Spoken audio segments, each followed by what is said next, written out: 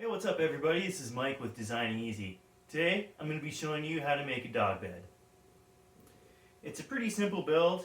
Use some wood and some screws to hold everything together, and then some silicone and some foam padding on the sides, and then I just throw a blanket on top.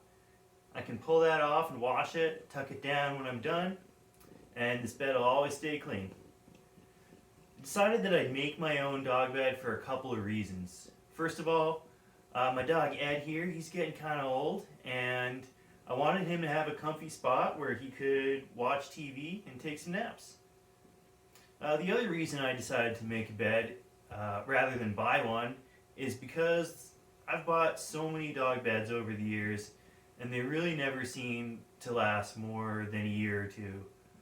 They get this divot in the middle, and then the padding starts pushing to the sides and it's bare in the center, or they just start getting gross and they're not washable.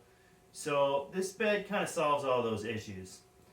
Hope you enjoyed the video. Feel free to leave any questions in the comments below if you got any. Have a good one.